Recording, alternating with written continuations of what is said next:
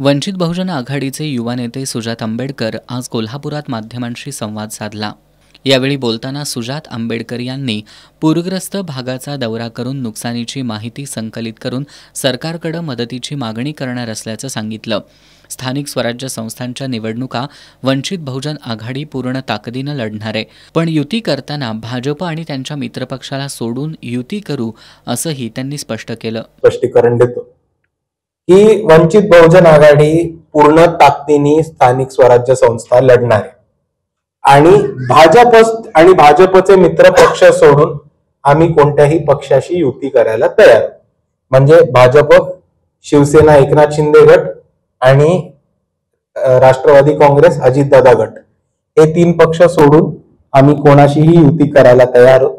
युतीचे अधिकार हे स्थानिक बॉडीजला म्हणजे जिल्हा परिषदेसाठी जिल्हा कमिटीजला आणि महानगरपालिका आणि नगरपालिकेसाठी शहर कमिटीला हे पूर्ण अधिकार दिलेले आहेत।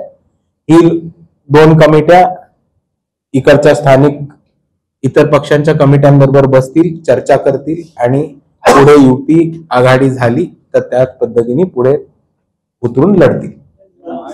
राष्ट्रीय स्वयंसेवक संघ आणि भाजप बरोबर जाणारा पक्ष आम्हाला जवळचा वाटत नाही, त्यामुळे आरपीआय आठवले गटासोबत देखील आमची युती होणार नसल्याचं सुजात आंबेडकर यांनी सांगितलंय। त्यांनी केंद्रीय सामाजिक न्याय राज्यमंत्री रामदास आठवले यांचं मंत्रिपद जाणार असल्याचा गौप्यस्फोट केला। मत चोरीच्या मुद्द्यावर बोलताना त्यांनी ॲडव्होकेट प्रकाश आंबेडकरांनी हा मुद्दा अगोदर उचलला होता असं सांगत काँग्रेसचा मुद्दा योग्य असल्याचं सांगितलं। अतिवृष्टीग्रस्त शेतकऱ्यांना हेक्टरी 8,500 रुपयांची मदत जाहीर करत सरकारनं शेतकऱ्यांची थट्टा केली असून वंचित बहुजन आघाडीच्या माध्यमातून जादा मदत मिळावी यासाठी सरकारकडे पाठपुरावा करणार असल्याचं त्यांनी सांगितलं। पत्रकार परिषदेला वंचितचे जिल्हाध्यक्ष जे.के. गायकवाड, शहराध्यक्ष अरुण सोनवणे, युवक आघाडी जिल्हाध्यक्ष मिलिंद सनदी, सोमनाथ साळुंके, बाबूराव आयवळे आदी उपस्थित होते।